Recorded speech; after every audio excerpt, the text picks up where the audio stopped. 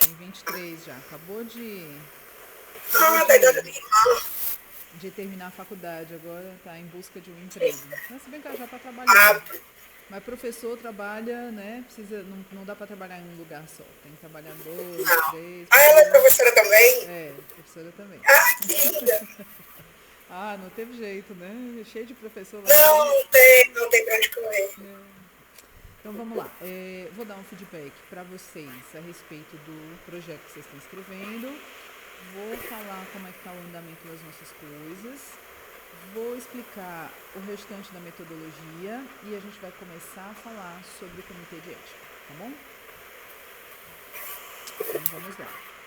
Thalisa, eu vi que você adiantou alguma coisa, né? Colocou aqui, eu vou até passar, porque tem algumas coisas que você está no problema que eu ajustei, tá tudo direitinho, né? Teve aqui esse momento que está falando do Zabala, e você fez uma citação direta e faltou colocar na citação direta o autor, o ano, a página, tá certo? É só um ajustezinho, tá? Tá ficando muito bom, né? Eu acho que você está entendendo o que quer fazer, né? Eu não sei o quanto é que você está se apropriando da ideia. Tá sendo palatável para você? Está conseguindo entender o que você vai fazer? Olha, professora, sendo bem sincero, eu estou no processo. Porque como é muito rápido, é um volume muito grande, e não é só o estudo, né? Também tem as coisas do trabalho, a gente tá, quarta etapa em escola é muito puxado, né? Então, às vezes eu me sinto patinar, né? Não é falta de vontade, é mais a questão do tempo. Mas como eu disse até no dia da entrevista, né, quando a gente se conheceu lá, que ninguém foi na minha porta bater para me oferecer o mestrado, eu me meti aqui sabendo onde eu estava indo. Não sabia que ia ser tão doido, mas já tinha noção. Estou tentando, né? Tanto é que, eu não sei se você reparou no horário que eu consegui terminar de escrever alguma coisa que foi de madrugada hoje, porque eu não tive outro tempo disponível, não teve coisa da criança e tudo, mas são questões minhas que não tem a ver com o mestrado em si, né? Influencia, mas não tem a ver. Mas estou tentando me apropriar o melhor possível. Tá bom. E aí nas Porque férias vai ser melhor, porque eu vou estar mais tranquila. isso, o negócio só é quando vocês não escrevem o que vocês precisam escrever, acumula, né? E quando eu for ver da próxima vez, eu não consigo olhar o que eu pedi essa semana sem ter olhado da semana passada. E eu não vou conseguir olhar tudo de uma vez, entendeu? Então eu também fico assim Sim, represada, tá bom? Mas eu entendo que o sim, volume é sim. grande e que as coisas, né, elas são assim, uma desencadeia a outra, tá certo? Então acaba virando uma bola de neve depois, mas vamos tentar conciliar. Estou falando isso porque eu vi que você escreveu até aqui, né? Assim, você ajustou o texto até aqui, né? E esse texto, né, depois eu vou mostrar o do Rivelino, precisa tomar muito cuidado porque ele está todo escrito já, né? E muitas coisas não podem ficar iguais ao texto que eu escrevi, porque senão é considerado plágio, mesmo porque a minha escrita está servindo para você e para o Rivelino agora, e vai servir futuramente para outros orientandos. Então, vocês precisam reescrever o texto sempre que possível. Tem determinados momentos que é aquilo mesmo, não tem o que dizer diferente, mas sempre que vocês tiverem possibilidade, vocês alterem o texto para ficar com a cara de vocês. Quando vocês forem alterar o texto, vocês vão se apropriando também das ideias, tá certo? Então, isso é importante. Mas como você escreveu só até aqui, então eu não tenho nenhuma recomendação para você, a não ser essas coisas textuais. O restante até Professor, aqui ficou tudo ok. pronto, professora, posso fazer uma pergunta Ah, aqui? vamos. Você falou sobre essa questão de se apropriar, né, das ideias e de deixar o texto com a nossa cara, né? Então, o que era que eu estava um pouco assim, eu assisti o vídeo e tudo mais, só que eu ainda fiquei um pouquinho receosa. Então, não tem problema se eu pegar, abrir o texto acima, vamos dizer assim, né?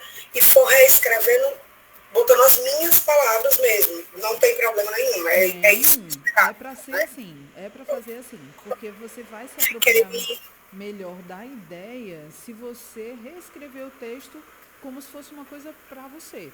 É como eu falei, tem determinadas coisas, quer ver, ó? Deixa eu pegar aqui um trechinho.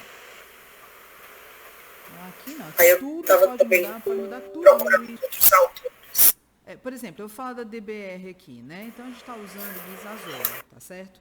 Então, tá aqui, ó, uma metodologia padronizada para pesquisas que envolvam a aplicação de sequências didáticas. Eu escrevi isso, mas você pode escrever a mesma coisa utilizando outras palavras. A ideia é essa, tá certo? Então, Aí eu precisa posso colocar alterar. aquele learning ali pelo research, né? Isso, Ali onde tem o learning, eu posso corrigir o research, né? sim. Eu achei estranho. Eu Pesquisa, acho que foi só uma coisa learning, né? assim. Ou que pode, Foi, né? aí eu olhei assim, eu não sabia se tinha sido. Não, Eu tá achei que bom. tinha sido só uma coisa. Eu Eu falei, erro ah, também. com certeza todo mundo. Né? Aí eu Olha, esqueço, algumas professora, coisas passam, tá certo? Aí é só ajeitar. Oi. acontece. Eu vi que você tinha falado sobre os autores, né, que eu poderia me apegar com outros autores. Sim. Mas eu não sou obrigada a me apegar com outros. Eu posso seguir aqueles que já são seguros, Pode. né? O Ah, problema desses autores que estão aí é que alguns são muito antigos. Tem um de 1993, a banca vai reclamar, certo? Então, se você tiver um autor mais atual, melhor. eu não conheço, mas eu vou Tem procurar. que E pesquisar. aí eu acho que, eu não sei se a pronúncia é Bardin ou Bardin, Bardin. mas eu acho que também trabalha, pronto, Bardin, né? É, Acho que é francês. é. Uma coisa assim. E eu acho que trabalha com qualitativo, ou eu estou enganada? Trabalha, mas Bardin trabalha com análise de conteúdo mais especificamente, certo? Então, uma coisa que a gente Não, não não vai casa com a usar. gente. Então, Bardin não serve para nós, tá Tudo certo? bem. Não sei como vou procurar, mas vou procurar. Vou sair Pronto. procurando artigo. Vou É, procurar a Se pesca você do artigo. procurar por livro mesmo, né, tem muito material sobre pesquisa qualitativa. Ave Maria, meu Deus, falando de pesquisa exploratória. Tem muita coisa na internet, assim, você vai achar fácil, tá certo? Você não precisa fazer Eu, uma leitura profunda, é só para entender o que é uma pesquisa qualitativa e dizer o que é, porque é o que pertence a vocês enquanto pesquisadores, tá certo? eu tinha pensado em procurar artigos recentes nesse viés e ali pescar quem é que aquela pessoa usou, qual foi o autor, que aí Pode eu ser. consigo beber numa fonte recente. Ok, tá Aí, tudo não bem. Você sei. só vai ter É, mais trabalho fazendo assim, certo? é Mas mais trabalho. mais trabalhoso. Mas assim, você que sabe do jeitinho que você achar melhor. Se você procurar Vou ver. autores famosos de pesquisa qualitativa, pronto, você vai encontrar vários Certo. materiais, Vou viu? procurar. Sim. Pronto, então, Calisa, até aqui tá tudo certo, né? Você até fez um comentário lá no início, você tinha tirado as referências. Aí eu fiquei na dúvida se você tinha tirado a referência do texto ou se você tinha tirado a referência da lista de referências.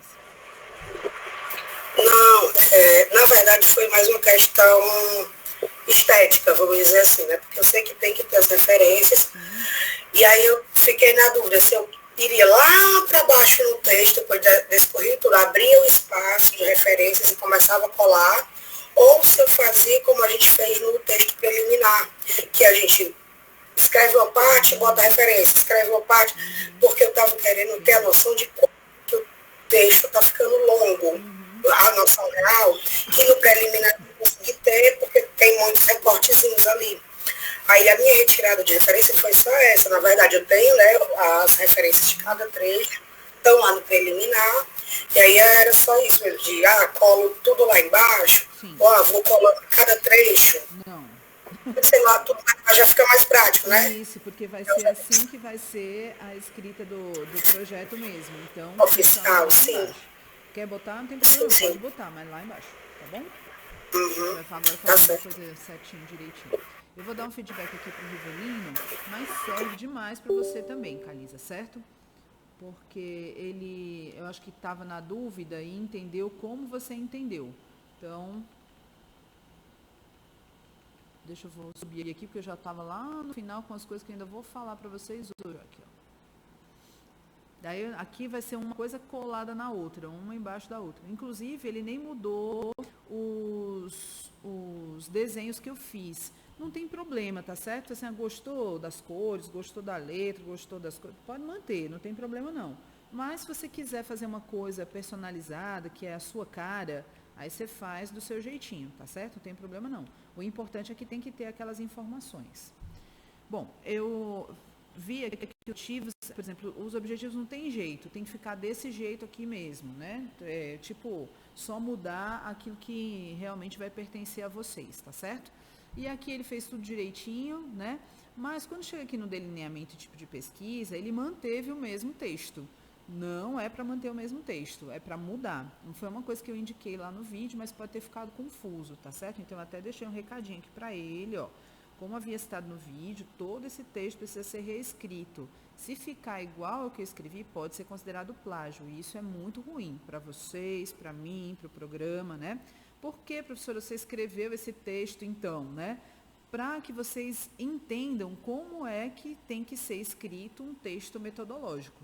Muitas vezes a gente pega os alunos que estão chegando no mestrado e nunca viram isso na vida, não sabem escrever, dá um trabalhão para poder montar, então eu preferi montar o texto e mostrar, falar, ó, é isso aqui, é assim que escreve. Então, reescreve esse texto, fica mais fácil para vocês do que vocês terem que fazer do zero e ter esse negócio de ir e voltar, muitas vezes não sair do canto, acontece demais. Então, se possível, trazer outros autores mais atuais. Por exemplo, a Minayo e a Sanches, de 1993, a banca vai se estribuchar lá. Vai falar, ah, não, muito velha, não sei o quê, tarará. Então, tem autores mais atuais. Então, como eu falei para a Calisa naquele momento, procura na internet, autores famosos de pesquisa qualitativa, vocês vão achar aí vários, né? Lacatos, Gil, vários outros, né, que existem por aí, tá bom? Então, é importante vocês entenderem aqui que em um momento vocês vão falar sobre a pesquisa com abordagem qualitativa, tá certo? Que a abordagem é essa. Em um outro momento, vocês vão falar que a pesquisa é exploratória, porque ela tem, quanto aos objetivos, essa característica. E que ela é uma pesquisa de intervenção, quanto ao delineamento. Então, essa é uma coisa importante vocês estarem entendendo que vocês têm essas três classificações de metodologia de pesquisa, tá bom? Então, precisa reescrever esse texto. E aqui, deixa eu ajeitar aqui, eu falei learning, né? Porque eu acho que eu gosto tanto de learning que ficou research. Pronto, tá? E aí, reescreve tudo. Inclusive, lá no trabalho de Batista e Siqueira, tem essas 5 características aqui que vocês podem estar reescrevendo com as palavras de vocês, tá bom? Então, etapas da pesquisa, não tem jeito, são essas 6 etapas mesmo, tem que manter, tá bom? E tá aqui, ó, o Rivelino deixou a imagem, tá certo? Mas, assim, eu recomendo mudar, né? Fazer outra cor, botar de outro jeito aí, tá? Eu sei que pode ter ficado legal, vocês gostaram e tal, mas eu recomendo fazer algumas alterações, porque senão o trabalho da Calisa vai ficar igual ao do Rivelino, né? Mas metodologicamente, às vezes não dá para mudar mesmo, tá? Então, esse texto eu mantive, né? Esse da etapa 2 está mantido. Aqui, ó, quando eu falo da análise epistemológica, ontológica, é bom reescrever esse texto também, tá? Então, aquilo que eu não marquei, você pode manter, tá certo? Essa informação aqui é uma informação que vocês precisam dizer, tá certo? Que vocês fizeram aí uma pesquisa, um estudo bibliográfico, e como eu falei no vídeo, vocês podem colocar esses dados assim por enquanto, tá certo? Até o que vocês conseguiram até agora. Depois, quando vocês forem para a qualificação, vocês precisam incrementar essas informações, tá certo? Mas por enquanto é bom deixar alguma coisa aqui. Já procurei isso aqui. E a parte de conceber é uma parte assim, um pouco delicada, porque a gente vai estar falando sobre a sequência didática em si.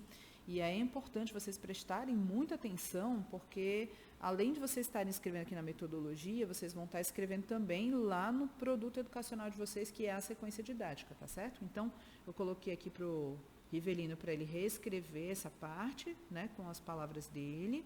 Mas, por exemplo, que a sequência didática é composta por 10 intervenções distribuídas em 3 grandes partes, por exemplo, isso aqui não muda, é isso mesmo, tá certo? Não tem jeito, fica assim.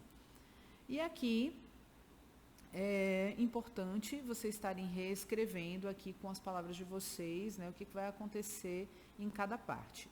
Eu tinha mencionado também no vídeo que esse número de questões personográficas, conceituais, procedimentais, tal, vocês vão definir daqui a pouco, né? Então pode deixar em amarelo aqui, não tem problema não, tá certo? Mas outras coisas precisam ser reescritas. Eu deixei marcado aqui, Rivelino, o que você pode reescrever, tá bom? Então, o que você pode não, o que você precisa reescrever. Lembrando que esse número de questões aqui pode deixar em amarelo mesmo, porque a gente já vai definir, quando definir a gente volta para cá. É isso mesmo, tá certo, gente? É um movimento de vai e volta, vocês vão ver. A gente está montando esse esqueleto agora, no próximo semestre a gente vai enxertar coisas nesse esqueleto, e aí vai fazer coisas que são apêndices, aí volta, aí vai, aí volta, precisa ter muita atenção para aquilo que a gente precisa fazer, tá bom? E aí, o que eu fiz, né? Eu dividi a metodologia em 3 partes. A primeira parte eu apresentei para vocês na sexta-feira passada, e agora eu vou estar apresentando a segunda parte, tá certo? E ainda falta a terceira parte, que vai ser na próxima sexta-feira, tá bom? Então, aqui continua sendo essa coisa da metodologia, tá? Então, a gente fez 3 etapas anteriores, 2 são pequenas, essa terceira etapa é uma etapa maior, porque a gente vai falar sobre a estrutura da sequência didática, o que a gente vai fazer, né? E na quarta etapa, é uma etapa muito, muito de vocês, né? Que é a etapa do aplicar. Então, eu vou explicar por que ela é muito de vocês. Então, tá aqui um texto, né, gente? Lembra que esses textos aqui precisam ser rearrumados aqui, escritos mais com as palavras de vocês, tá bom? Mas, por exemplo, ó, os detalhes dessas informações são apresentados nas próximas subseções, é importante estar essa informação evidente aqui, tá? O que vocês vão falar na parte do aplicar? Vocês vão falar sobre os estudantes, que são sujeitos da pesquisa, e vocês vão falar sobre o locus da pesquisa, ou seja, o lugar onde vocês vão estar fazendo essa pesquisa. Então, só vocês podem dizer, né, quem são os sujeitos da pesquisa, de uma maneira mais superficial, e qual é o lugar onde vocês vão aplicar essa pesquisa, porque vocês conhecem as escolas de vocês, né? Eu não sei nada sobre isso, inclusive, vocês vão ter que escrever para eu entender. Então, muita coisa está em amarelo aqui, porque veio, né, proveniente de um trabalho da Poliana, tá certo? Que fez essa escrita bem direitinho, com todos os elementos que precisam, então eu importei para cá, para que vocês pudessem trocar aí todas as informações, mas que vocês pudessem dizer, ó, que a aplicação vai ocorrer com quantos estudantes, né? Vai ser que turma, que vocês já falaram várias vezes que era do 8º ano do ensino fundamental, né? É do turno matutino, noturno, né? Eles têm a faixa etária mais ou menos de que idade? É uma turma mista, né? De gênero masculino e feminino. Qual o motivo da escolha da escola e da turma, né? Então, a Poliana escreveu bem direitinho aqui, vocês vão dizer o motivo que vocês também têm. Aqui, principalmente, é para reescrever mesmo, né? Porque o texto é da Poliana, não é nem meu. Então, imagina, né? Aí é que vai ser o plágio mesmo, tá? Então, é importante vocês colocarem aqui que vão ser incluídos os resultados da pesquisa, apenas os dados dos estudantes que participaram de todas as intervenções da sequência didática, tá bom? Isso é importante, dizer qual é o critério de inclusão dos sujeitos, né? Faz parte da metodologia da pesquisa. Eu estou colocando outro critério aqui, que é a autorização por meio do consentimento dos pais ou responsáveis e do assentimento dos estudantes. Isso é importante, tá certo? Porque quem não tiver o consentimento ou não tiver o assentimento, os dados não vão ser coletados, não vão ser analisados, tá certo? Então, isso é importante deixar claro aqui no texto, tá? Deixa eu ver aqui, é importante frisar que a participação dos estudantes é obrigatória, porque está inserido no contexto curricular vigente da escola. Eu não sei se isso vai acontecer com vocês, se vai... apesar deles consentirem ou não, ou assentirem ou não, os alunos vão ter que participar das aulas, porque são aulas da escola, né? Então, essa é uma coisa que precisa estar esclarecida, tá bom? Sim. Professora, com licença, só uma dúvida antes da gente seguir mais adiante. Quando você pediu, né, que a gente deixasse claro os critérios de escolha da turma e tudo mais, então, nesse ponto eu tenho um negocinho. Por quê? Atualmente as minhas turmas são 8º e 9º, então eu não pego os 7º, que serão os 8º do ano que vem, que é para que a gente vai aplicar a pesquisa, de fato. Então, por enquanto eu não tenho nem como estabelecer um critério, porque as turmas ainda não foram formadas, ainda não houve processo de enturmação. Então, como que eu vou fazer isso? É um problema prático, na verdade. Não é um problema, Calisa, porque o critério que você vai utilizar são meus alunos, entendeu? Eu sou professora deles, então esse é um... Só. é um critério, assim, ó, qual é o critério de escolha? São os alunos que são da minha turma, entendeu? Eu sou professora deles e vou estar fazendo a pesquisa como professor e pesquisador. Então, isso não é um problema, né? É porque, assim, se fosse uma turma que eu já conhecesse, por exemplo, cenário atual, né? Eu tenho 6 oitavos anos. Eu saberia exatamente qual oitavo ano eu gostaria de aplicar a pesquisa, porque é um oitavo ano bem modulado, bem misturado. Não é todo mundo muito, com muita dificuldade e todo mundo bastante bom. Aí eu acho que seria interessante. Mas isso de opinião própria, né? Então não tem problema, posso só colocar aqui, porque são meus alunos e pronto, acabou. Isso, exatamente. Tranquilo. Futuramente, quando você estiver Ótimo. lá na qualificação, se você quiser falar assim, ó, eu tenho 10 turmas de oitavo ano e essa turma A aqui está sendo escolhida por causa disso, disso, disso. Se você quiser pormenorizar, você pode fazer isso lá na frente, mas por enquanto deixa bem geral mesmo. Tá bom? Eu tô aqui, então, ela vai falar um pouquinho sobre as turmas da escola, o turno tal, aqui, se vocês acharem interessante, vocês podem colocar, e vai falar um pouquinho da disciplina de Química, que é da área dela, né? Então, você pode falar, Calice, da sua disciplina de História, o Rivelino pode falar da disciplina dele de Matemática, tá certo? Então, qual é a configuração dessa disciplina dentro da escola? Então, é importante trazer essa informação, tá bom? A contextualização do locus da pesquisa é vocês falarem sobre a escola. Então, a gente não pode, a única coisa que não pode fazer é citar o nome da escola, mas você pode dizer que é uma escola pública, municipal, de Fortaleza, né? Pode dizer qual é o número total de estudantes que tem nessa escola, né? E caracterizar bem, né?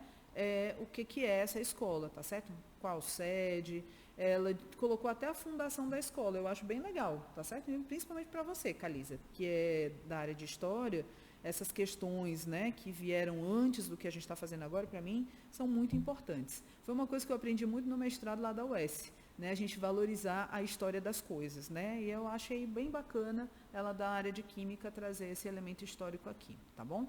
E da estrutura da escola, então, está dizendo que tem refeitório, laboratório, biblioteca, tem recursos tecnológicos, isso é importante frisar, né? Que a escola tem uma sala, sei lá, Google, uma sala de informática com computadores, internet, dizer que funciona, né, pelo menos razoavelmente, porque senão inviabiliza a sua pesquisa, tá certo?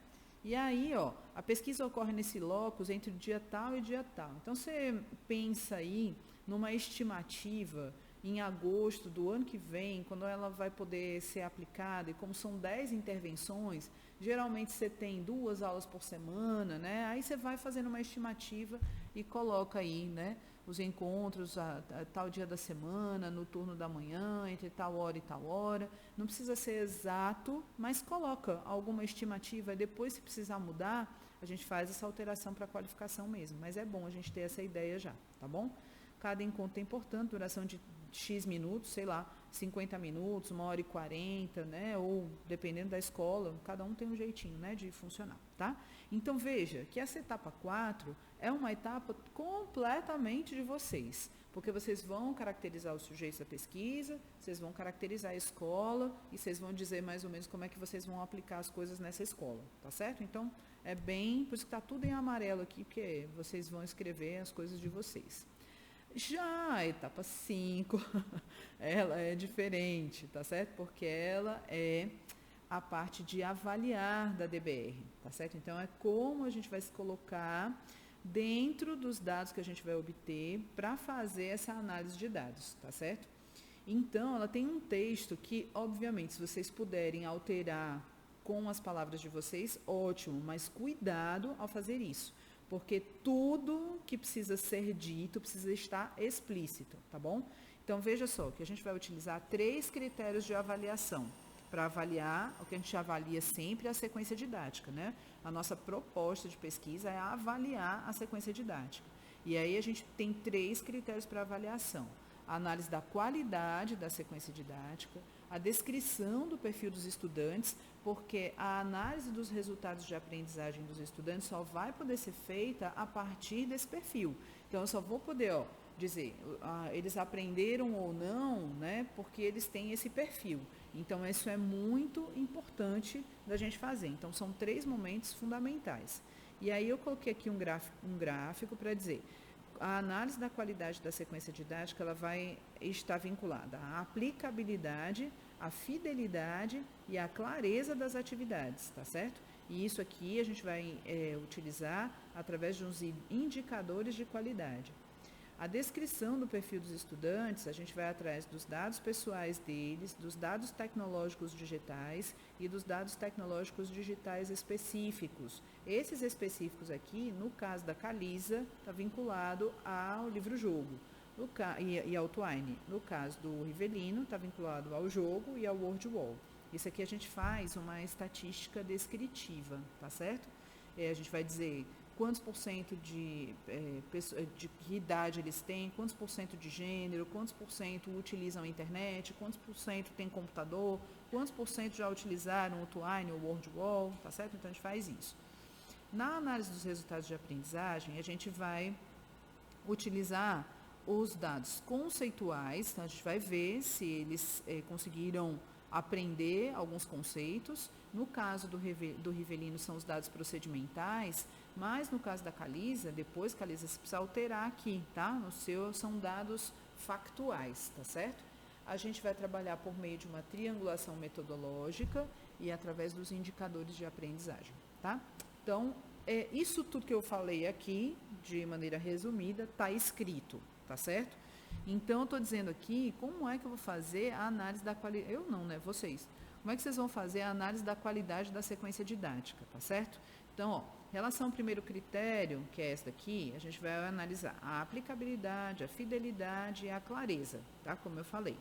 Quanto ao primeiro elemento, a aplicabilidade, analisa-se quantitativamente o cumprimento ou descumprimento do que foi previsto na sequência didática em relação às seguintes categorias: data prevista para as intervenções, tempo previsto, número de estudantes participantes, seus respectivos grupos, recursos e instrumentos, quantidade total de intervenções previstas. Ou seja, isso aqui não pode mudar.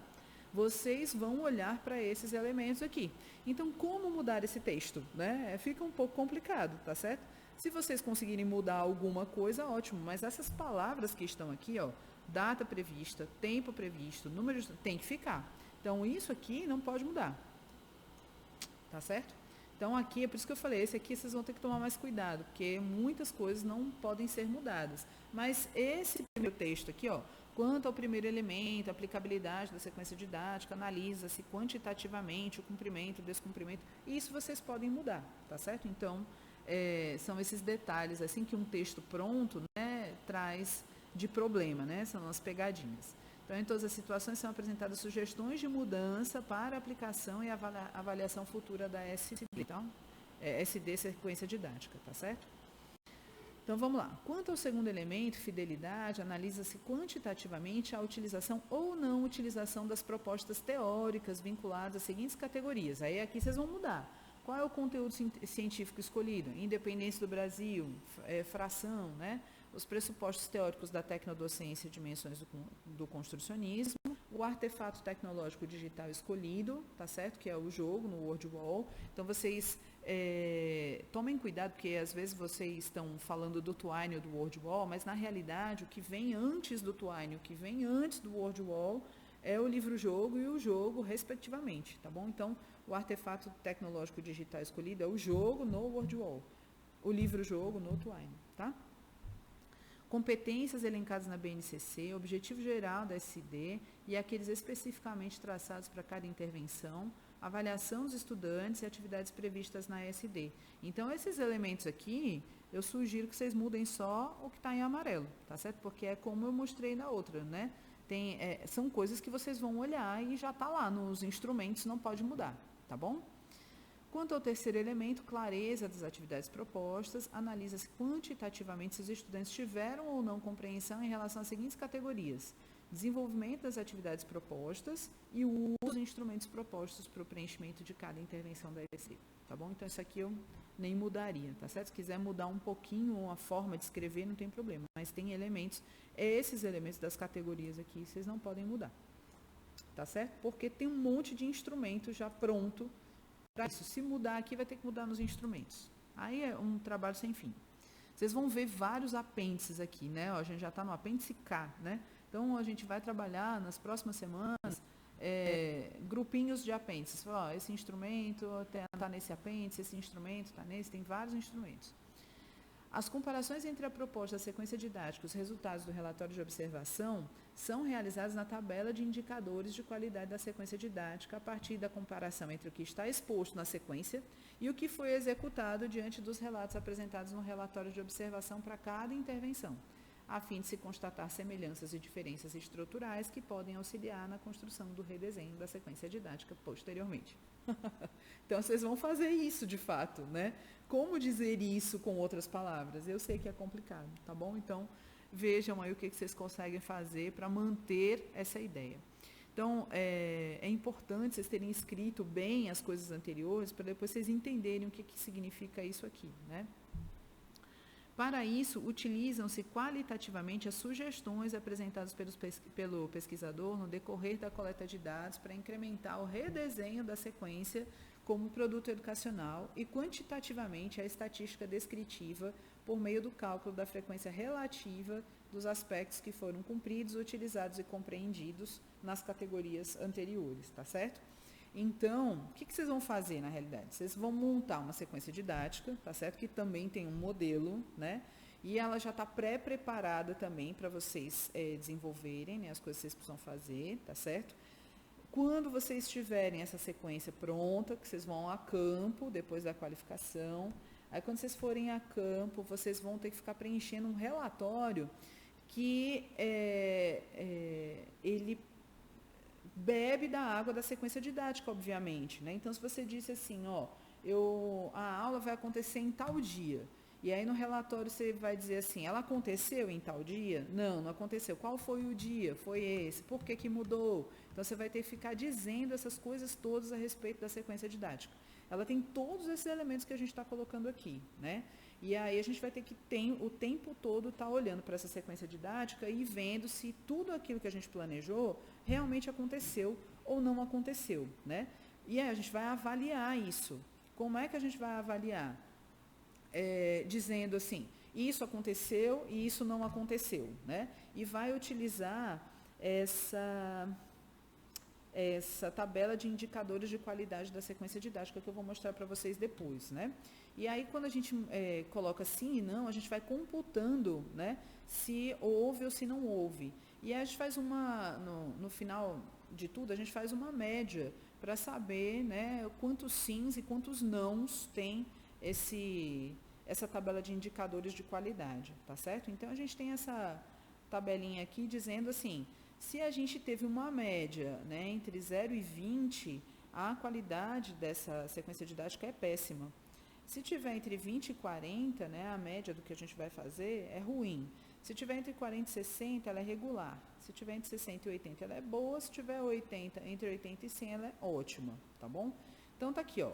No caso da qualidade péssima ou ruim, é necessário pensar no redesenho de toda a proposta da sequência didática antes de uma posterior reaplicação, tá? No caso da qualidade regular, é necessário pensar no redesenho dos elementos problemáticos da sequência didática, efetuando-se alterações pontuais antes de posterior reaplicação.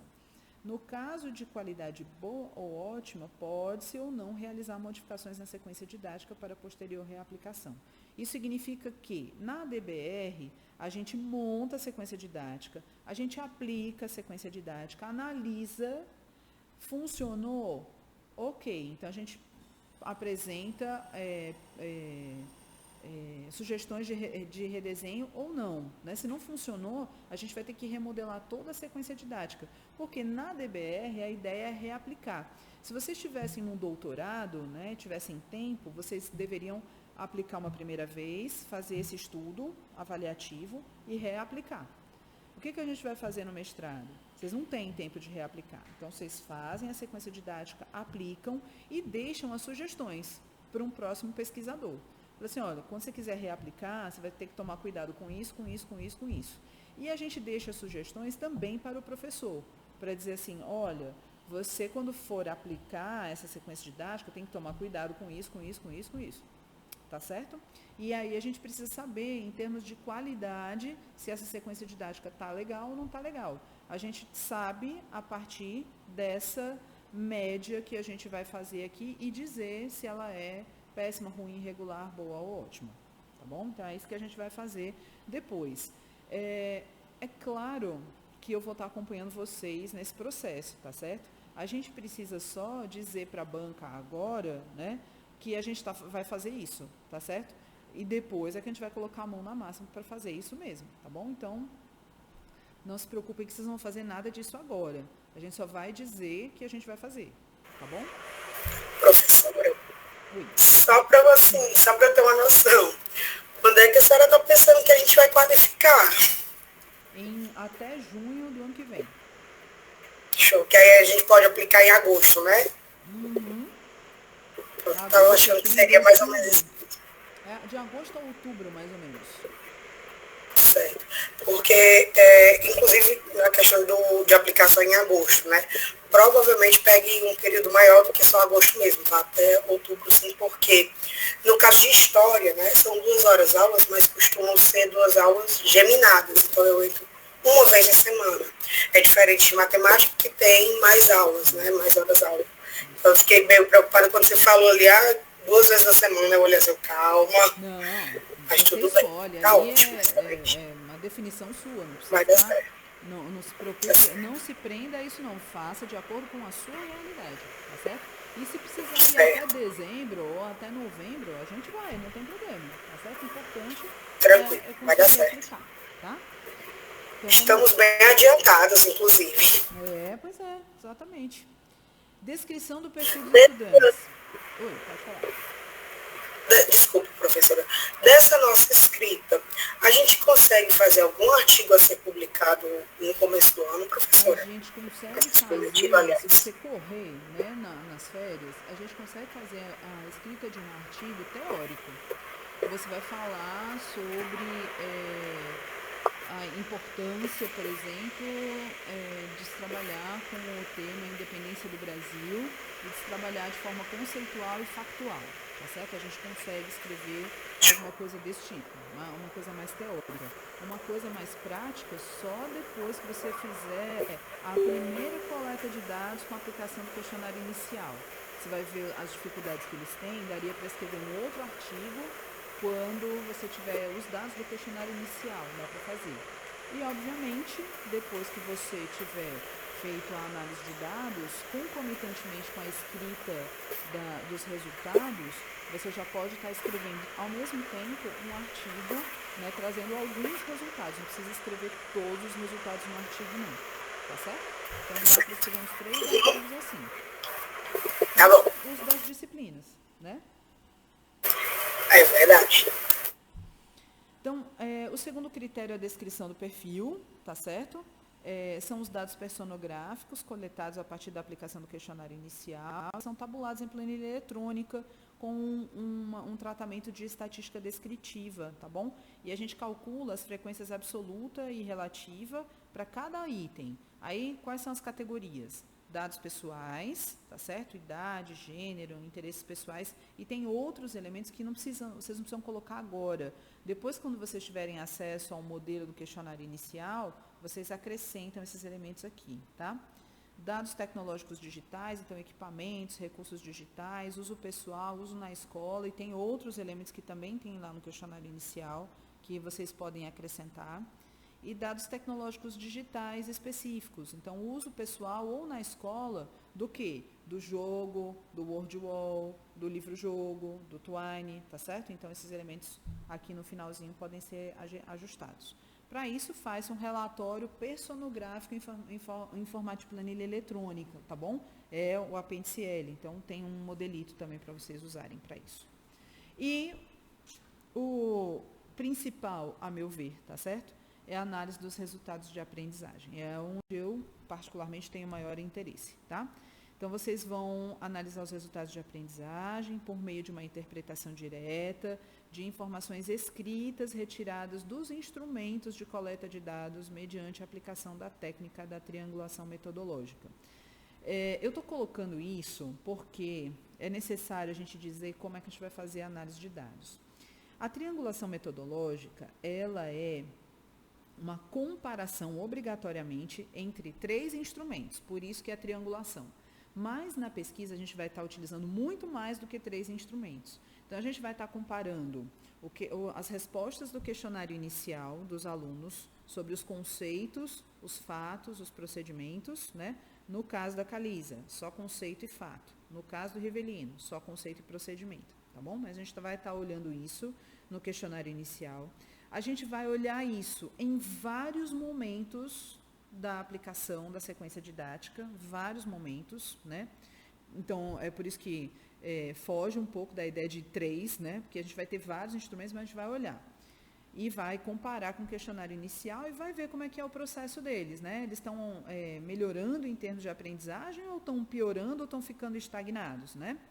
E se eles estão melhorando, o que eles estão melhorando? Tá certo? Eles melhoraram aqui, melhoraram ali, né? A gente precisa ver.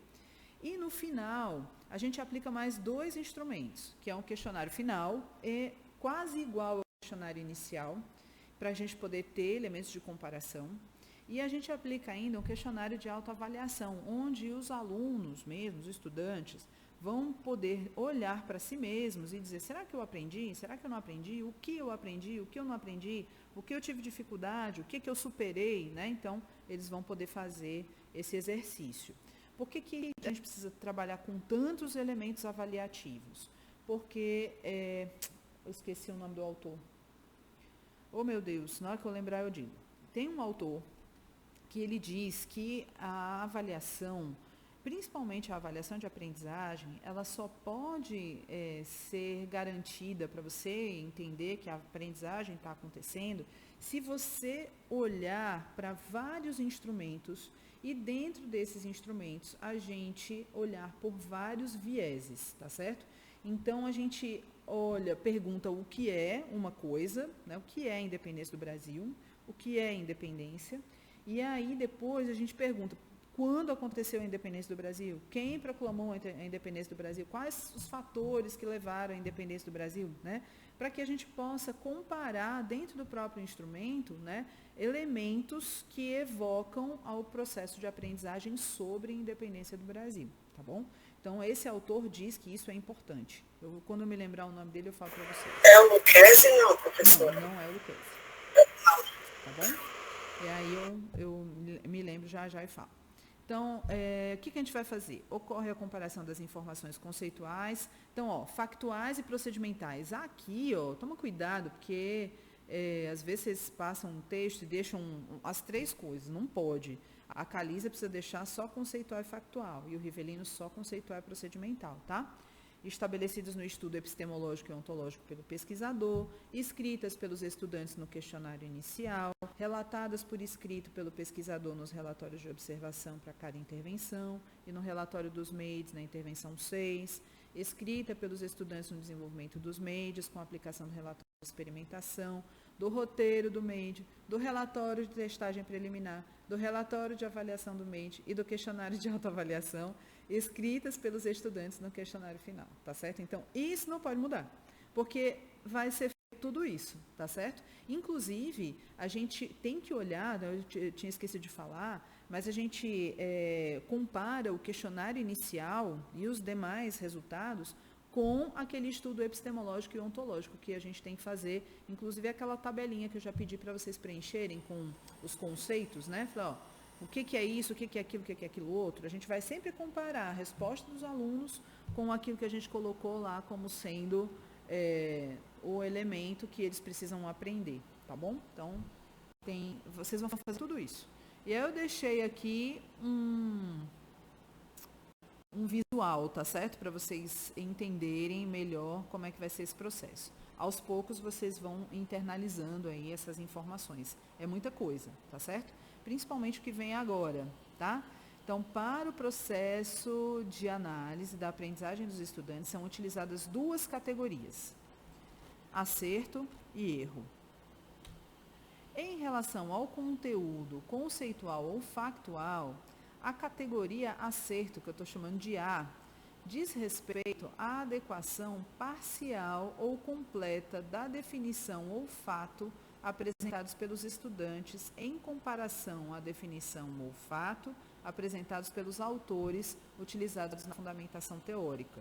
Então, eu estou dizendo para a banca que acerto significa isso, e isso é fundamental, tá certo? A gente precisa dizer o que é. Então, eu estou definindo a categoria, tá? Sendo assim, são utilizadas duas subcategorias. Acerto parcial, que eu estou chamando de A1, quando os estudantes trazem elementos que compõem a definição do conceito ou fato adequadamente, mas de forma incompleta. E acerto completo, A2, quando os estudantes contemplam em suas definições todos os elementos necessários à composição da definição do conceito avaliado ou todos os fatos do fenômeno estudado. Calisa, esse texto aqui, se você quiser dizer com outras palavras, você pode dizer, tá certo?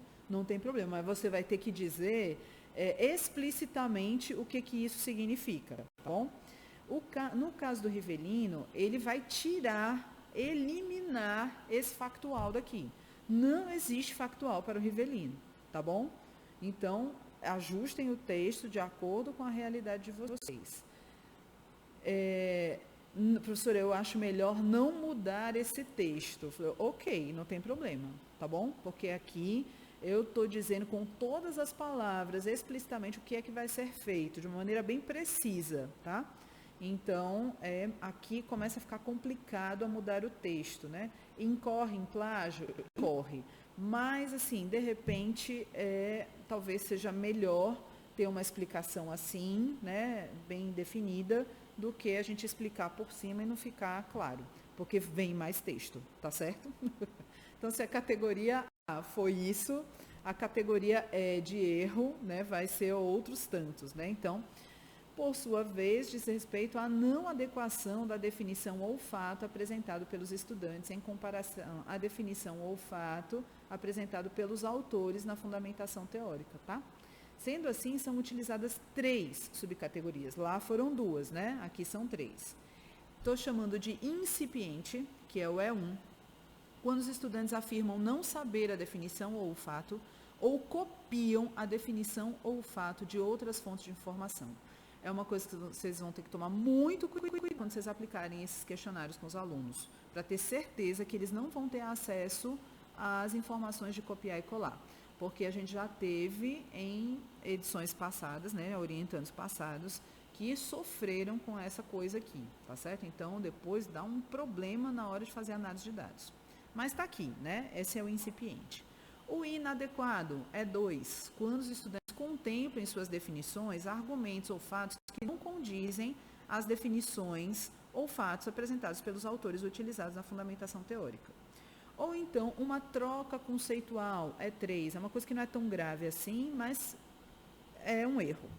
Quando os estudantes trocam a definição de um conceito pela definição de outro conceito, ou trocam um fato por outro fato de um determinado fenômeno, tá bom? Então, 2 coisas para a categoria A, 3 coisas para a categoria E. Ok, Calisa, para você só isso é suficiente, tá certo? O Rivellino vai ter que tirar o factual de lá, mas vai ter que acrescentar em relação ao conteúdo procedimental, tá bom? Então, essa explicação aqui vale só para o Rivellino, tá certo, Calisa? Então, tá aqui, ó. A categoria acerto, no caso procedimental, tá? A1, diz respeito ao uso correto do raciocínio lógico e à utilização correta do algoritmo de cálculo pelos estudantes na solução de problemas ou operações matemáticas.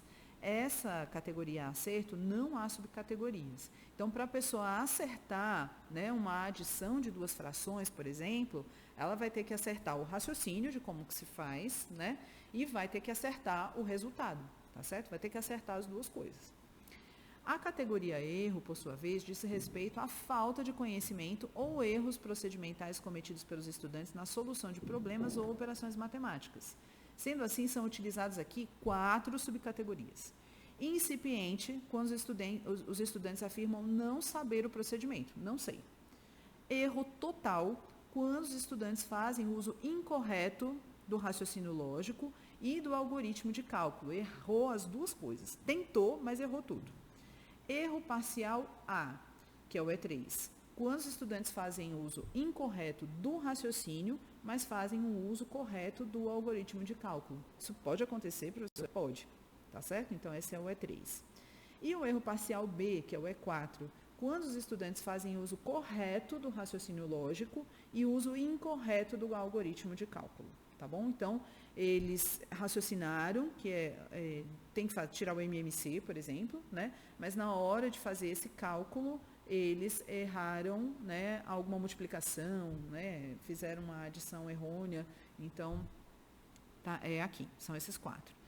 É importante, pronto, e aqui a gente volta para todo mundo, tá certo? Ralisa e Rivelino. É importante ressaltar que a numeração atribuída às subcategorias de cada categoria apresenta um nível crescente de conhecimento, de tal forma que, hierarquicamente, na categoria acerto, A1 revela que o estudante está em um nível em que apresenta menos conhecimentos do que A2, tá bom? O mesmo ocorre com a categoria erro. E1 revela que o estudante está em um nível em que apresenta menos conhecimentos do que E2, e assim sucessivamente até E4. Mantendo essa linha de raciocínio, portanto, qualquer subcategoria E revela que o estudante está em um nível que representa menos conhecimentos do que qualquer subcategoria A, tá bom? Então, para facilitar o processo de análise, utiliza-se esse resumo aqui. Vou baixar aqui, porque vai quebrar. Fica ruim de explicar. Pronto, tá aqui. Então, tem um resumo. Quando é conceitual ou factual, no seu caso, elimina essa parte aqui procedimental, tá certo? Do teu trabalho, elimina, não vai usar. No caso do Rivelino, tira esse factual, mas você mantém o conceitual e procedimental, tá bom? Então, tá aqui, ó, um resuminho que ajuda até vocês entenderem depois, tá? O A1, significado parcial, A2, significado completo, né? E1 não sabe ou copia, é incipiente, E2 é inadequado, tá certo? E assim sucessivamente em relação a tudo que eu já expliquei. Sim, troca conceitual factual, né? Tá bom? Então, esse é uma coisa importante de manter. Deixa eu ver aqui. As respostas dos estudantes, individuais ou em grupo, em cada instrumento, são classificadas conforme as categorias e as subcategorias. Para que se torne possível averiguar qual é a situação da aprendizagem dos estudantes, realiza-se uma comparação dessa classificação a cada aplicação de 2 instrumentos de forma linear e progressiva, durante toda a sequência didática, inserindo as classificações na tabela de indicadores de aprendizagem, tá bom? Então, assim... Aplicou o questionário inicial, eu vou comparar com a resposta da fundamentação teórica, tá certo? Com o que tem na fundamentação teórica. E aí eu vou dizer, né? Acertou, errou, dentro das categorias e subcategorias. Muito bem. Aí a gente faz a primeira intervenção lá na sequência didática. Aplica um instrumento. Aí eu também vou olhar esse instrumento em relação à fundamentação teórica. Acertou, errou, tarará, tarará. E aí, depois que eu fizer essas 2 análises aqui, dos acertos e erros, eu vou comparar do questionário inicial com esse primeiro instrumento. Houve modificação? Não houve modificação? É isso que eu vou dizer agora, tá bom? Então, eu vou combinar aqui essas categorias, né? De acerto e erro. Se a gente fizer essa combinação, vai dar 50 possibilidades que podem ser agrupadas em 7 situações. Ou a criatura teve uma superação, ou uma grande superação, ou um aprofundamento, ou ela está numa situação oposta a essa, uma situação crítica, numa grande situação crítica, ou numa estagnação, ou está completamente aprendido, tá bom? Então, eu vou explicar o que é cada uma dessas coisas. Avalia-se a aprendizagem dos estudantes de 4 formas. Ou ele está em processo de aprendizagem, ou ele está com um problema de aprendizagem, ou ele está estagnado na aprendizagem, ou a aprendizagem já está finalizada, tá certo? Considera-se que os estudantes estão em processo de aprendizagem quando a situação se enquadra em superação, grande superação ou aprofundamento. E considera-se que estão com problemas de aprendizagem quando a situação se enquadra em situação crítica ou grande situação crítica. Considera-se que estão com estagnação da aprendizagem quando estão em estagnação e a aprendizagem já finalizou quando a situação se enquadra em aprendido, tá bom? Então, ou eles estão em processo, ou eles estão com problema, ou eles estão estagnados, ou eles já estão numa situação de aprendizagem finalizada. Aí eu vou explicar cada uma delas, tá certo? Então, tá aqui, ó. Vou ler só a primeira, tá certo? Porque senão eu vou passar aqui a manhã inteira lendo com vocês. Utiliza-se o termo superação para indicar que o estudante saiu de uma categoria com um nível menor para uma categoria com um nível subsequente maior, denotando que houve um crescimento em termos de conhecimento que caracteriza um processo de aprendizagem. O termo grande superação é indicado para avaliar a mesma situação da superação, porém com crescimento que indica o aumento de 2 níveis ou mais, saindo de uma categoria para outra, denotando que o estudante está em pleno processo de conquista de novos conhecimentos. Tá? E o termo aprofundamento se caracteriza como uma superação, também, mas é um termo especial que diz respeito apenas quando o estudante sai de uma categoria inferior de acerto para uma categoria superior também de acerto, denotando que houve uma complementação do conhecimento do estudante. Tem até que ajeitar aqui. Que também caracteriza um processo de aprendizagem, tá bom? Então, eu deixei um quadro aqui para vocês entenderem melhor. Então, tá aqui, ó. Ele está em processo de aprendizagem na situação de superação, tá certo? Quando ele sai do nível E3 e vai para o nível A1. Quando ele sai do nível E2, vai para o nível E3. Quando ele sai do nível E1, vai para o nível E2, tá certo? Isso no conceitual factual. No procedimental, é quando ele sai do E1, vai para o E2, do E2 para o E3, do E3 para o E4. Naquela situação, por exemplo, que eu expliquei, quando ele sai do questionário, por exemplo, está no questionário inicial, ficou em E3 no questionário inicial.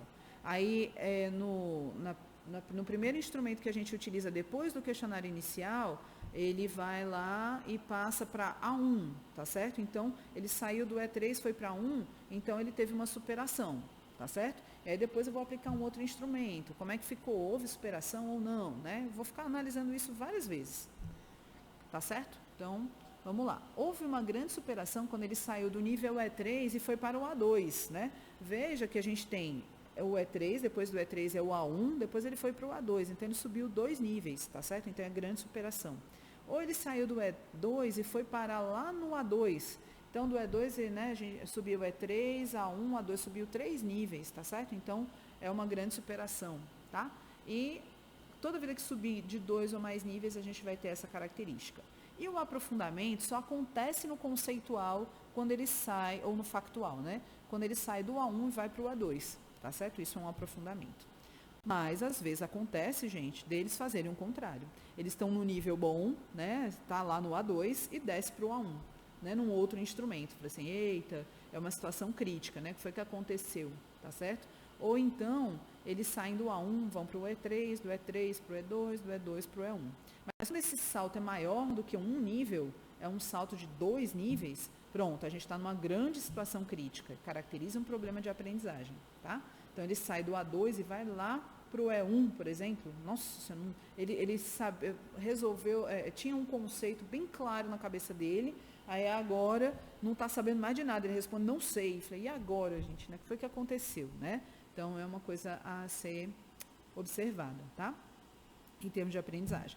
A estagnação é quando eles ficam na mesma, gente. Olha, eles estavam no A1, aconteceu, fez um monte de coisa lá nas intervenções, desenvolveu o livro-jogo, tarará, continuou no A1, lá no questionário final. Pô, então, ele não aprendeu, nem desaprendeu, tá certo? Então, a mesma coisa, do E1 para o E1, E2 para o E2, E3 para o E3, tá? E a aprendizagem finalizada, vamos supor, né, aconteceu já, da gente aplicar um questionário inicial e ele saber o conceito bem direitinho, ou então, né, faz lá a operação de fração perfeita, né, tudo perfeito, né?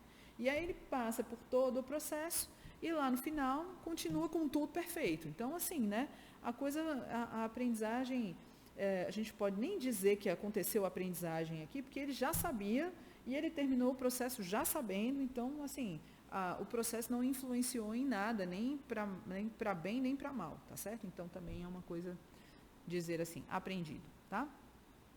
Aí eu vou explicar aqui o termo de situação crítica, né? A estagnação, avaliação em problemas de aprendizagem, tá certo? Ok, pronto. Aqui são textos que vocês podem mudar, mas tem que ter a essência do que a gente está falando. Aí vem aqui, ó, para um aprofundamento da análise qualitativa de dados, sobretudo para compreender melhor, no caso de conceitos e fatos, os acertos parciais, os erros de inadequação e as trocas conceituais e factuais, e no caso dos procedimentos, esses outros elementos, utiliza-se 3 elementos da análise textual discursiva, preconizada por Moraes e Galeazzi, que depois eu recomendo que vocês façam a leitura, tá? Que é a categorização, descrição e interpretação. Por que eu estou usando isso aqui? Porque a nossa pesquisa é qualitativa. E aí, a gente precisa entender o que é que esse aluno não está entendendo. Então, a gente precisa saber, por exemplo, infração. O aluno não está sabendo, não está compreendendo o que é um numerador e o que é um denominador e qual é a diferença entre eles, tá certo? Se isso aconteceu, a gente precisa fazer uma análise um pouco mais profunda para saber o que de fato está acontecendo com esses alunos, porque simplesmente classificar em A1, A2, E1, E2, E3 não é suficiente para fazer uma análise qualitativa. A gente precisa aprofundar um pouco mais. E aí, a gente está utilizando esses 3 elementos de categorização, descrição e interpretação desses elementos que eu citei aqui em cima, tá bom? E aí, depois vocês dão uma lida rapidinho, é fácil de entender, tá? E aí, pronto, finaliza aqui, finalmente. Tá certo? Acabou a etapa 5, né? E tem a etapa 6, que é uma etapa curtinha, que é a etapa final, que é redesenhar, tá certo? Então, a 6ª etapa da pesquisa pauta-se no redesenhar, né? E são propostas modificações na sequência didática com base nos dados analisados e nos resultados obtidos na etapa 5, que é avaliar. Então, são utilizados para o redesenho 2 critérios. A análise da qualidade da sequência, com aqueles 3 categorias, e a análise dos resultados de aprendizagem, tá? Aí eu vou explicar. Na análise da qualidade da sequência didática, é sugerido um redesenho de toda a proposta da sequência didática, caso apresente qualidade péssima ou ruim. Então, é meio repeteco daquilo que a gente já falou lá em cima, tá? No tocante à análise dos resultados de aprendizagem, é sugerido um redesenho apenas nas atividades propostas vinculadas às intervenções que apresentaram indícios de problemas de aprendizagem ou estagnação, de acordo com os critérios de avaliação apresentados anteriormente, tá bom? As indicações de redesenho são inseridas na própria sequência didática. Então, o produto de vocês ele é um produto dinâmico. A gente faz a sequência didática antes da aplicação, a gente aplica, né, escreve todas as sugestões de mudança, e essas sugestões de mudança, depois que vocês aplicarem, vocês precisam transferir para o produto educacional, que é a própria sequência didática. Então, lá tem um espaço reservado para isso. Tá certo? Então, o produto final, ele vai vir com a sequência e com as sugestões de redesenho da sequência didática, tá bom? Então, tá aqui. Para essa finalidade, utiliza-se o relatório de observação, que é uma coisa que a gente já falou lá em cima, tá certo? Anteriormente, bem antes do que a gente está falando hoje, tá? Na sexta-feira passada. A proposta da DBR apresentada por Gui Zazola sugere que, após o redesenho, a sequência didática seja reaplicada e reavaliada. Então, é importante a gente dizer isso, né? No entanto, como a pesquisa de mestrado se limita a 2 anos, torna-se impraticável a reaplicação. Então, é muito importante vocês dizerem isso. Pode dizer com outras palavras, não tem problema, tá? No entanto, os elementos de redesenho são apresentados para que sejam reavaliados posteriormente diante do desenvolvimento de projetos futuros ou por outros pesquisadores que se interessem pela proposta, tá bom? Certo? Inclusive, se vocês quiserem colocar aqui, é para avisar os professores também que algumas coisas, né, necessitam de mudanças, se quiser acrescentar essa informação aí também. Ok, Calisa. Eu vou perguntar assim, você entendeu alguma coisa? Você fala assim, quase nada, professora. Vou assistir o vídeo de novo aí, tudo. Isso. Então, teve coisa que eu entendi, teve outra que eu fiquei assim, mas vai dar certo. Mas é normal, viu? Tô igual os meninos, igual os meus meninos. Vou cair numa grande superação em breve, pode deixar. Isso, pronto, Calisa. Ó, já está internalizando. Entendi, tá vendo? Já tô. Já está internalizando o processo, muito bom. O nosso tempo vai se estender um pouquinho hoje, porque eu vou falar para vocês sobre um assunto tipo assim agora, ó. Fecha essa caixinha, vamos abrir outra caixinha do cérebro, tá certo? Para a gente começar o processo. Para eu poder começar esse processo, eu vou fazer um pause no vídeo, porque tem uma informação que não pode ficar gravada, tá certo? Depois você passa essa informação para o Rivelino em off, tá bom? Vou dar um pause aqui, só um minuto. Muito bem, Caliza. Então é o seguinte, a gente vai, Caliza e Rivelino, né? Eu vou mostrar aqui uns slides para vocês, explicando o primeiro passo do comitê de ética. Porque o comitê de ética tem muitos passos. Então eu vou explicar o primeiro, para vocês fazerem com bem muita calma esse primeiro passo, para não errar. Porque se você errar esse primeiro, depois vocês vão sofrer enormemente. Eu digo isso porque aconteceu comigo, tá certo? E eu tive, assim, que ir e vir para esse comitê de ética inúmeras vezes até entender o que é que eles realmente queriam. Eu falei assim, eu me senti uma burra, né? Eu falei, meu Deus, não entendo, o que que é? Aí eu falei, depois que eu entendi, eu falei assim, nunca ninguém mais vai comer esse pão que o diabo amassou aqui não, né? Vou explicar bem direitinho para vocês não sofrerem, tá certo? Então, é uma proteção da galinha com os pintinhos, tá bom? Então, vamos lá. Deixa eu colocar aqui no modo de apresentação. Deixa eu ver se dá certo. Ok, então tá aqui. Esses slides eu vou colocar depois lá nas leituras obrigatórias, tá certo? Naquela nossa pastinha, para vocês terem esse material aí, tá bom? Então, o que é o CEP, né? O Comitê de Ética em Pesquisa? É um colegiado interdisciplinar independente que deve existir nas instituições que realizam pesquisas envolvendo seres humanos, né?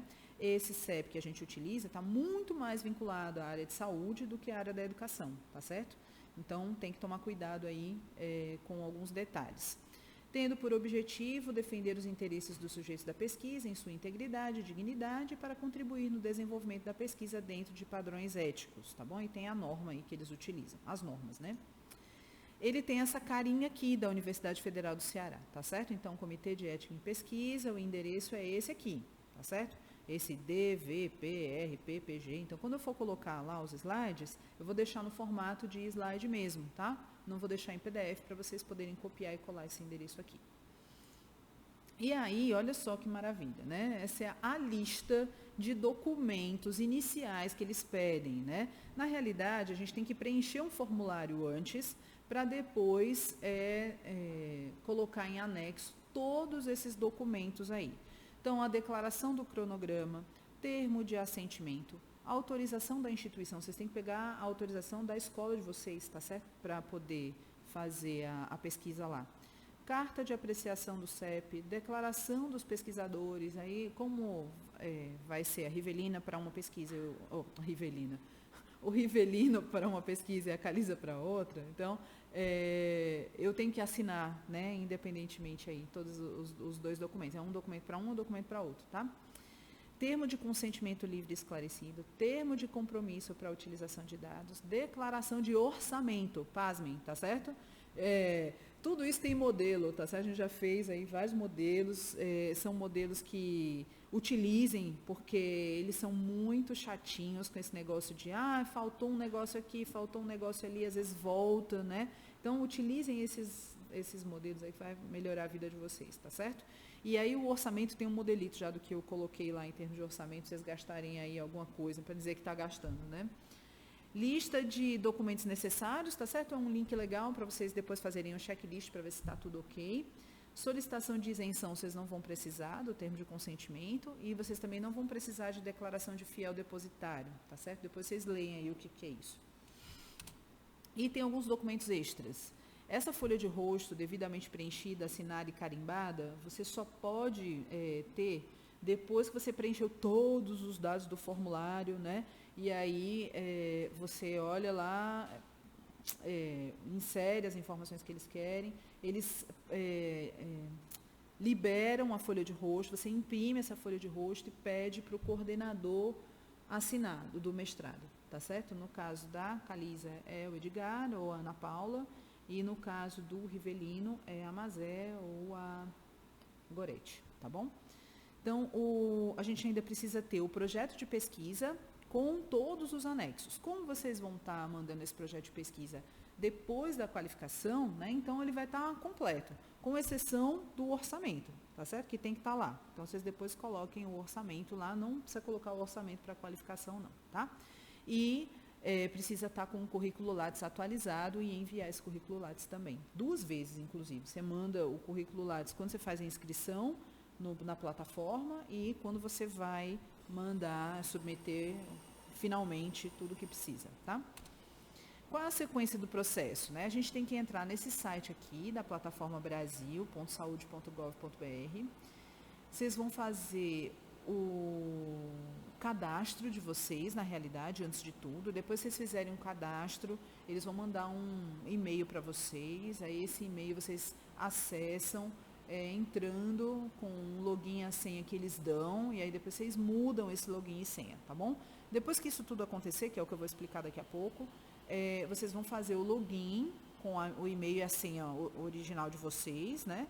E aí vocês vão clicar em nova submissão, vão preencher o formulário com todos os dados e vão anexar a documentação, tá bom? Então, parece que é simples, parece que é fácil, parece que é tranquilo, mas não é, tá certo? Então, eu já vou dizendo que é cheio de nheco-nheco, tá bom? Então, por isso que a gente faz logo, para evitar vocês sofrerem depois. A gente tem até quando para fazer, professora?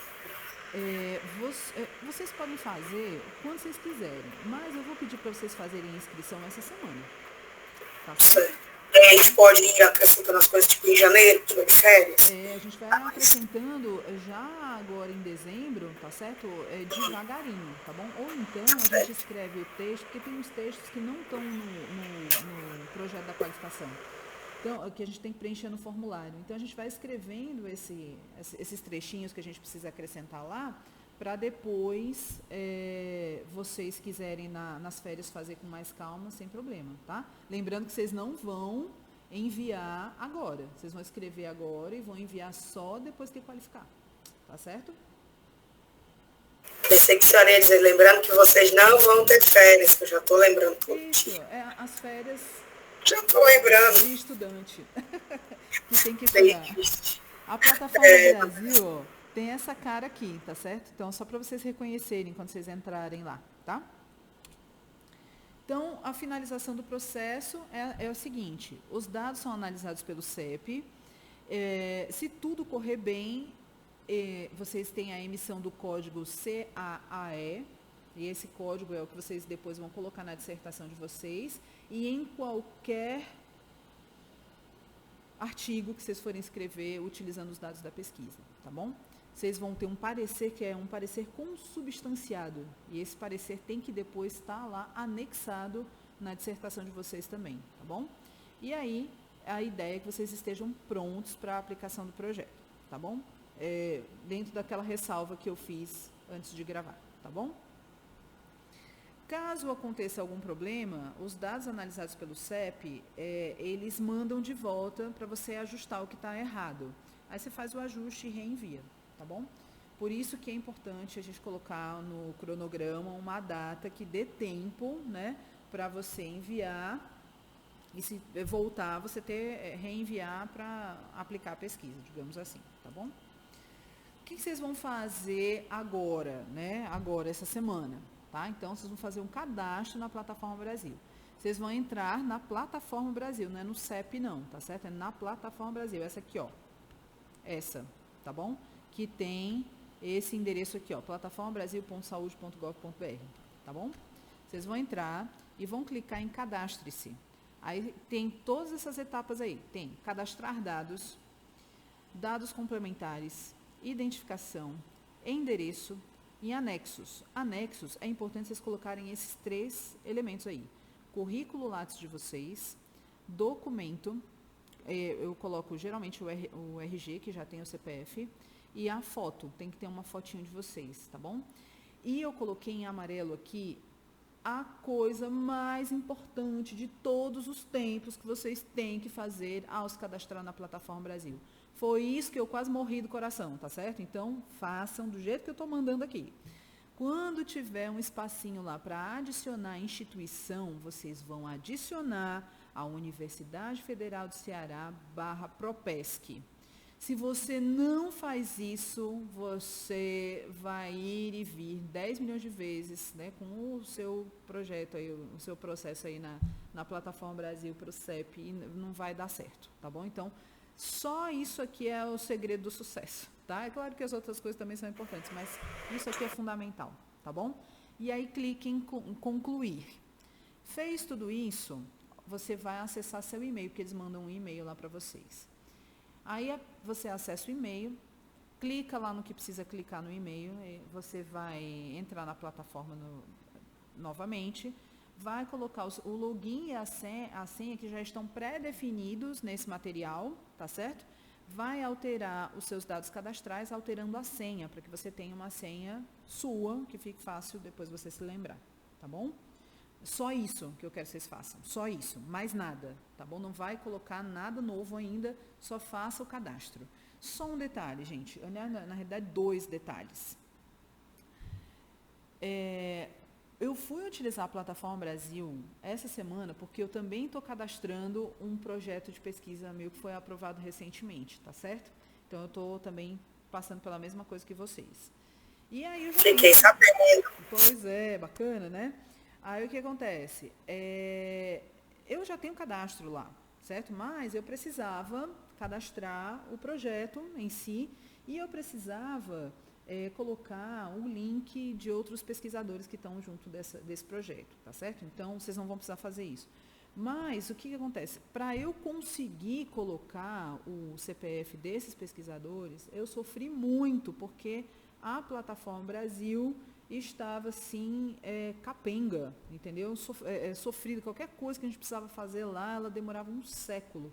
Então, prestem atenção a isso, porque se acontecer com vocês é porque ela está instável mesmo, tá? Lamento informar, coisa bem assim.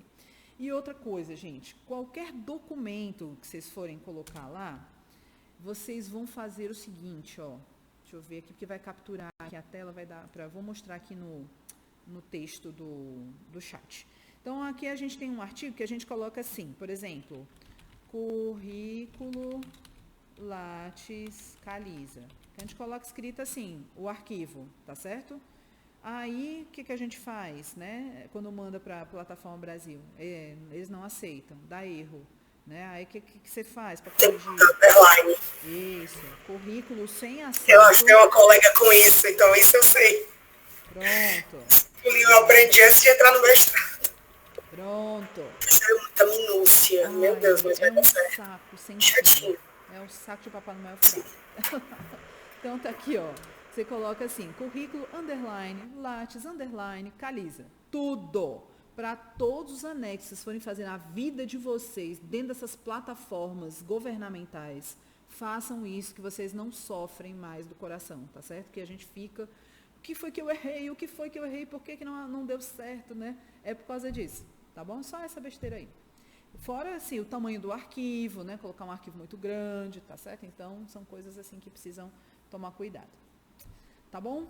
Certo? Então, essa é a atividade. Vocês precisam preencher lá o negócio da metodologia com os ajustes, tá certo? Que precisam ser feitos, incluindo as coisas das etapas 4, 5 e 6 que eu coloquei hoje, e fazer o cadastro lá na Plataforma Brasil, tá?